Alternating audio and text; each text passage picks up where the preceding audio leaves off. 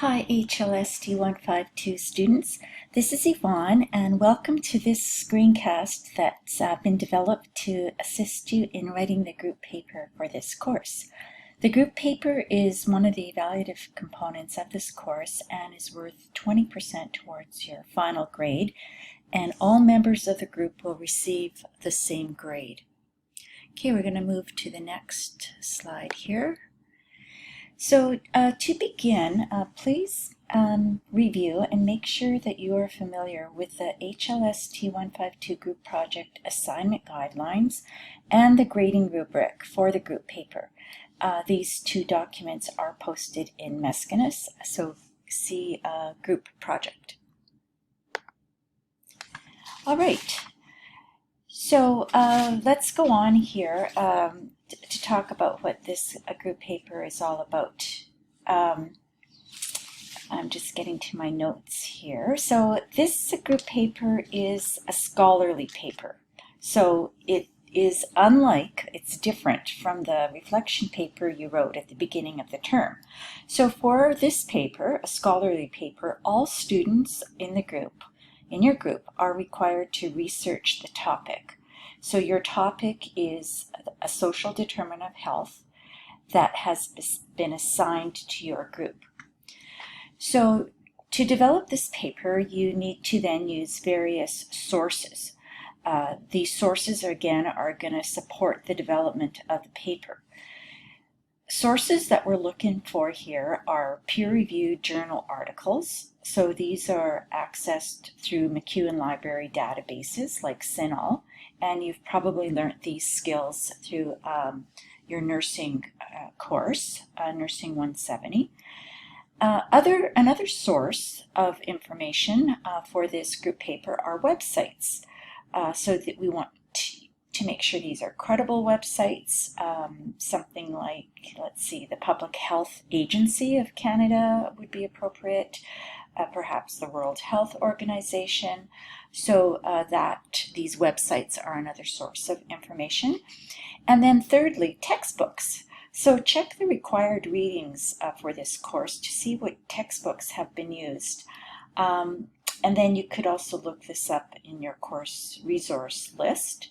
So some of these textbooks will be helpful and will have information that you can use for your paper.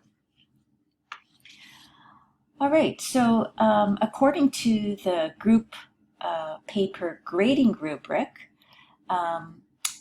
for this paper you're required to use at least 6 sources and use a variety of sources. Most likely you're going to use a lot more than 6. All right, so kind of the more the better, but make sure you're using a variety of sources. So, peer-reviewed journal articles, websites, and textbooks. So again, go back to the group paper grading rubric to see exactly some of the details related to particular aspects of the paper that you will be graded on. Okay, let's move to the next slide. So here again, 6 sources, use a variety of sources. And I want to just make a note about plagiarism. So plagiarism is a major infraction. So in order to avoid plagiarism, make sure you must include in-text citations in the text of your paper and a reference page at the end. So these are absolutely required to avoid plagiarism. So the format for the in-text citations and the reference page must be in APA. So to help you format correctly, you can access the APA 7th edition quick guide from MacEwan Library. So in-text citations and the reference page must be aligned with each other. So if you have something in your text of your paper that has an in-text citation, that in-text citation must be included in your reference page. So when I'm grading your paper, I'll be looking for that to make sure that everything that's on the reference page comes up as an in-text citation in your paper. One of the things, and just forewarning you, that allow plenty of time to develop the reference page and have everyone in your group review the formatting of the reference page entries. So you all need to develop these skills in formatting papers correctly in APA. And so don't leave it to the responsibility of one person to develop the reference page. Important that everyone is looking at this part of the paper and is ensuring that plagiarism hasn't occurred in your paper. All right, so organizing the paper. So how do you go about doing this? So this is what I'm looking for in this paper. And I think, by organizing the paper, it definitely is easier to follow for me when I'm marking it, but also for you when you're putting things together. So first of all, start with your title page. And remember, you've done a title page already with the personal definition of health assignment you did.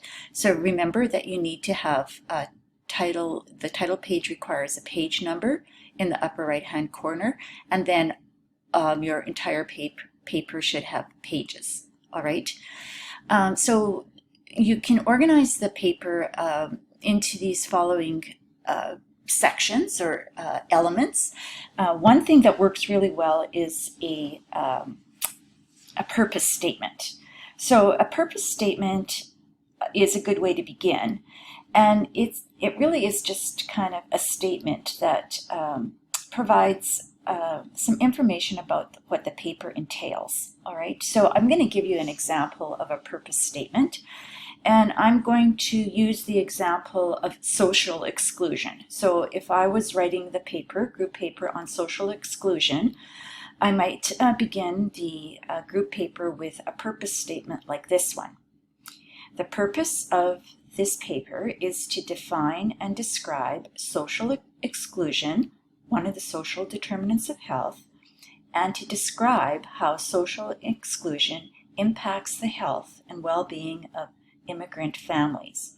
All right, so one of the things that you might have noticed is that if I've have this topic, social exclusion, I've kind of narrowed it down to a particular group. And in this instance, I'm really interested in wanting to know how social exclusion impacts immigrant families. So for this project, you can narrow it down to a specific group. All right. For example, if you're looking at food security or food insecurity, you might want to narrow it down to the Inuit population. Or if you have the topic of housing, you might want to look at the homeless population, people who are homeless. So by narrowing it down, it'll be easier for you to write the paper and to look for sources of information to support your paper. Otherwise, it's going to be way too broad, and you need to kind of go deeper into a specific group or target group that's related to your social determinant of health. Okay, so that was the purpose statement again. So after you write this purpose statement, so really it just is one or two statements, then get right into starting a new paragraph where you're going to define and describe the social determinant of health your group has been assigned to. All right. So again, when you're looking at these elements of the paper, just start a new paragraph with each one of these. Headings are not required. This paper is too short to really require headings. So with each of these elements that are described in these bullets below, just start a new paragraph. All right, so when you get to the second one here, the definition and description, you can look for different sources. For example, I would define self-exclusion using various credible sources that I have found in my search of the literature. All right, I might, again, maybe want to include some statistics, something relevant, but keeping this section, the definition and description, to a maximum of 500 words. All right. And then look back to the grading rubric to see what we're looking here to get the maximum points for this section. Now the third bullet here is where you will be providing information based on, again, your research on how this particular social determinant of health affects or impacts or shapes the health and well-being of an individual or family. And this section, keep this between 1,250 and 1,500 words. All right, and then the last paragraph of your paper would be the conclusion, where just in a couple of sentences conclude what you've done in this paper. All right, so by organizing it in this way, again, it'll be easier for you to put together and easier for me to grade. Now, the reason for the maximum word limitations is to make sure that you write concisely. All right, so sometimes we write by adding lots of extra words. Sometimes it's called flowery writing. So like really just get to the point and write concisely. Okay, and then you see, so you have your title page, then you'll have all of these elements of your paper, and then your reference page. All right, so I think that's about it. Here are some other sources of guidance and support that you may consider. You can contact Writing and Learning Services at MacEwan. Again, you can access the online APA 7th edition quick guide to help you with formatting your paper in APA. You can also use the knowledge you've acquired from the online APA modules. And please contact me by email if you'd like to set up an appointment either to meet in person or online to discuss your group's progress and determine if you're on track, etc.